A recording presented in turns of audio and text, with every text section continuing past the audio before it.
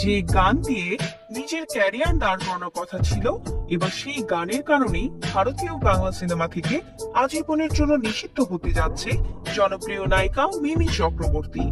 বলছিলাম তুফান সিনেমার দুষ্টু কোকিল গানের কথা। দুষ্টু কোকিল গান দিয়ে আলাদা করে নজর কেড়েছিল মিমি। তবে ঘটনা হচ্ছে, গানটি সবার চাহিদার শীর্ষে হলেও দুষ্টু কোকিল গানে মিমি চক এমন অশালীন পোশাক মেনে নিতে পারছে না কেউ।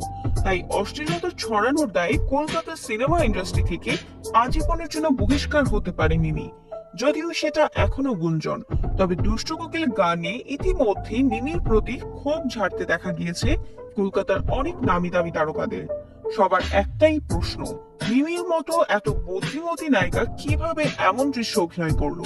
যদি দুষ্টু কোকিল গান দিয়ে অনেকদিন পর আলোচনা এসেছে এই নায়িকা।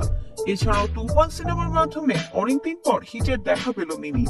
আর এইসবের সব ক্রেডিট যাবে সুপারস্টার শাকিব খানের কাছে, কারণ শাকিব খান না হলে তুফানের মতো এত বিগ স্কেলের সিনেমা কখনো বাংলাদেশে তৈরি হতো না। তুফান মুভি দিয়ে বাংলা সিনেমার সব ইতিহাস উল্টো পাল্টো করে দিল শাকিব খান।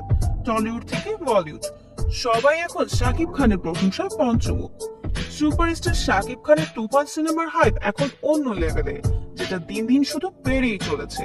তবে তুফানের পাশাপাশি তুফান সিনেমার গানগুলো বেশ হিট হয়েছে। লাগা ওড়া ধরা থেকে শুরু করে দুষ্ট কোকিল, সবগুলো গানই এখন মানুষের মুখে মুখে।